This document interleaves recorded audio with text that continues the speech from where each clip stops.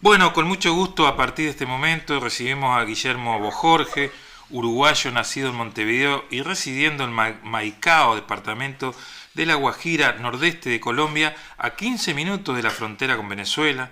Es abogado, se graduó en la Universidad Oriente en Santiago de Cuba y es analista e investigador de los procesos geopolíticos regionales y mundial.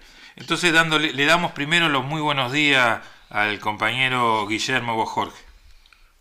Bueno, buenos días, compañeros, acá, dispuesto ahí a lo que ustedes deseen conocer. Dígame. Bueno, ¿qué significó en su momento la asunción de Gustavo Petro como primer presidente de izquierda el 7 de agosto del 2022 ahí en Colombia? Bueno, la llegada de Petro viene a marcar, digamos, el fin de unos 70, 80 años de gobierno de derecha, más concretamente neoliberal en los últimos 20 gobiernos, y vino a significar sin precipitaciones durante al menos 2 horas. Abrir hay que mapa. entender, Por hora. hay que entender que Colombia es un país con unas particularidades muy específicas. Es un país grande, con 3 cadenas montañosas. Normalmente las cadenas montañosas dividen países. Aquí hay 3, la oriental, la central y la oriental. Y dentro de un lado y de otro existen grupos poblacionales con distintas, muy diversas características. Cada uno con sus propios intereses, sus propias economías, sus culturas, su gastronomía. Y eso facilitó mucho a la derecha la política que tenían de dividir y presentar sus proyectos políticos. Petro trató desde el inicio de unificar todas esas necesidades y desarrollando políticas progresistas. El cambio es evidente, el cambio es totalmente, está a la vista, pero este es un país de leyes, es un país que hay ley para todo, pero así como está hecha la ley, está hecha la trampa. Es decir, para cada ley hay un sinnúmero de trabas, de talanqueras que hacen prácticamente imposible aplicarla. Eso le ha pasado a Petro. Petro ha tratado de desarrollar reformas, sacar proyectos de ley y al no contar con las mayorías en el Congreso, simplemente son rechazadas. Esa es la realidad. Hay un intento, hay un cambio evidente en la economía está muy bien, pero es un país con esas características. Así llegamos a la elección de ahora. Ahora, parate ahí. En ese marco de, bueno, tuvo que, por ser minoría, Petro tuvo que generar ciertas alianzas con sectores de centro derecha. ¿Pudo ejecutar alguna reforma como la tributaria? Petro propuso una reforma a la salud que no prosperó, la presentó 3, 4 veces. Hizo una reforma tributaria que acá le llama la ley de financiamiento. Le dieron la primera muy, muy limitada, pero las que solicitó posteriormente fueron todas rechazadas. Sacó la laboral, que en última fue muy recortada, es decir, porque hubo que consensuar, pasaron unas cosas, otras no pasaron. Y luego la pensional, que también tiene, sí, fue una que tuvo sus logros, la reforma pensional. Pero todos los efectos, todos los estados de emergencia, declaratorias que ha querido hacer para lograr apoyos económicos han fracasado al no contar con la mayoría en el Congreso. La política de alianza de él fue es una especie de frente amplio, ¿no? Ajá. Es decir, el pacto reúne a la izquierda tradicional, que es la izquierda, digamos, la rancia, la de siempre, la que nunca pasaba de 200.000 votos en las elecciones, y los nuevos sectores que se fueron agregando, sobre todo sectores del campo, desmovilizaciones, etcétera, etcétera. Esa es la base con la que cuenta Petro, y eso es un riesgo, porque en aras de esa política de alianza tuvo que ceder algunos puestos. Eso marcó algunos problemas, funcionarios que no debían estar en algunos casos, eran rechazados, terminaron investigados, algunos presos. Eso también marcó un poco la política de Petro en ese sentido con las alianzas. ¿Y qué ha sido del plan de paz total?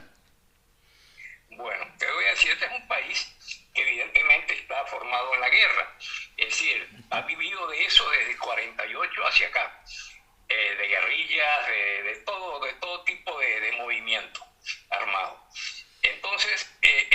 creado a partir de Uribe un virus que se le ha inoculado a la gente, sobre todo al sector etario ese que está entre los 35, los 55 años, que vivieron plenamente la época de Uribe, que son partidarios del odio, la violencia. Fíjate que este es el único país que ha hecho un plebiscito por a ver si la población estaba de acuerdo con la paz o la guerra. Después del acuerdo con la FARC, el acuerdo final, se sometió a plebiscito y ganó la guerra por muy escaso margen, pero fue la que salió triunfante. Es un pueblo que ha vivido en violencia.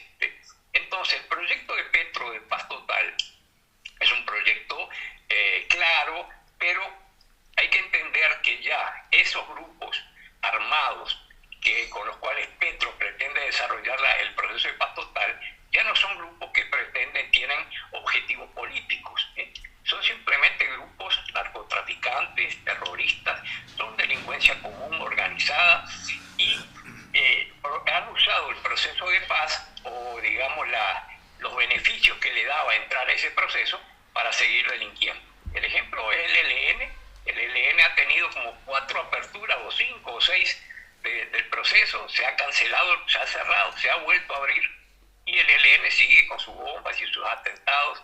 Es decir, eso ha marcado mucho y ha dañado mucho la imagen de Petro a nivel de popular, ¿sí? Porque no es una política que se pueda dialogar o dar beneficios jurídicos a grupos que no tienen objetivos políticos, son grupos simplemente delictivos. Estamos conversando con Guillermo Bojorge, abogado uruguayo radicado en Colombia, y la pregunta siguiente, ¿cuál ha sido el problema que tuvo Colombia o Petro con Noboa de Ecuador? Bueno, es una situación extraña porque Petro nunca reconoció el gobierno de Maduro alegando las famosas actas, ¿no? Y en el caso de Noboa, es un caso muy particular, porque Noboa tiene, en la primera vuelta, la diferencia con el correísmo fue prácticamente de miles de votos, y en la segunda vuelta hubo un brinco de 1 millón para Noboa, y incluso el correísmo bajó 500.000 votos.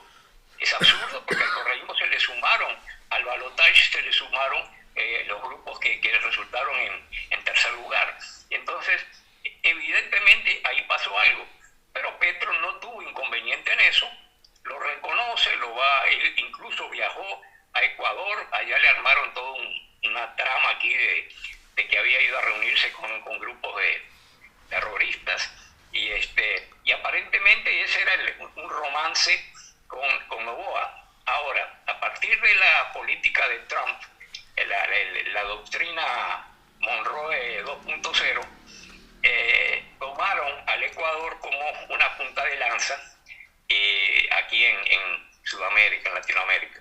Está el ejército americano allá, están haciendo procedimientos conjuntos y eso implica también presionar a Petro. Es una forma de chantajearlo y de un día para otro Noboa subió al 30, 40, 50% los impuestos y Petro respondió de la misma manera, siempre fue simétrico. Allá le subían al 100 y esto subía al 100, allá bajaban acá. Entonces, esa es la política que hay actualmente con Noboa. Ajá. Petro unilateralmente hace unos días bajó el impuesto, lo redujo, pero no tengo conocimiento de que por el lado de Noboa haya ocurrido lo mismo. Sí, sí. ¿Y qué puede pasar ahora el domingo en la segunda vuelta? ¿Es remontable la diferencia que sacó el candidato de la derecha? Mira, todo parte, las encuestas daban a Cepeda 45% y la izquierda y la derecha se dividía 20 y 20 entre la Espriella y Paloma Valencia, que era la candidata de Uribe. ¿Qué resultó? Resultó que hubo una decantación de la derecha a favor de la Espriella y ahí marcó una diferencia. Quizás ese exitismo que había en las cifras hizo que mucha gente realmente no fuera a votar ese día. Es por eso que se está apostando mucho a recuperar los votos que no participaron. Es decir, buscar agregar eso. La diferencia son como unos 800.000 votos, pero hay un grupo de 1,5 millones que aún permanecen del lado de Uribe, que seguramente se pueden sumar a del puede llegar a 10 millones, 11 millones de votos. Es una cifra importante. No, en política 2 más 2 no son 4, es decir, no se puede decir que ese millón ya está garantizado. O los grupos de centro tuvieron una votación muy buena. Grupos de centro de que sacaron 1.600.000, 700.000 votos, que juntos también significan Bien, algo que Guillermo. puede ser decidir la elección, ¿sí? No te quiero interrumpir, pero te quiero saludar primero y segundo, preguntarte prácticamente la última, porque hoy ya estamos cerrando el programa. Un abrazo grande y bueno, las perspectivas que veo, o por lo que tú estás diciendo, me parece que tiene mucho que ver con lo que ocurre en toda la región, ¿no? Y que allí se puede agarrar una puntería que desde aquí observamos como que hay posibilidades de que el petrismo, diríamos, o el trabajo de Petro haya calado hondo en Colombia. Bueno, esa es un poco la impresión que personalmente tengo y no he tenido oportunidad de charlarlo con otros, pero hemos leído y hemos estado un poco al tanto de todas estas cosas. Pero sería breve lo que te pedimos y nos estamos despidiendo. Ok, hermano. Bien. Te quiero recalcar algo. La campaña comunicacional, que era muy mala, ha mejorado muchísimo en estos últimos días.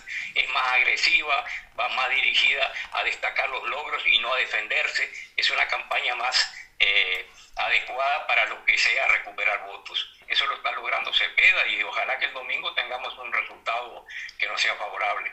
Bueno, Guillermo, Jorge, gracias por estos contactos, estos minutos, y te estaremos convocando post domingo. Un placer. Siempre a la orden acá, compañero. Un abrazo para Guillermo. Igualmente a todos y cuídense mucho.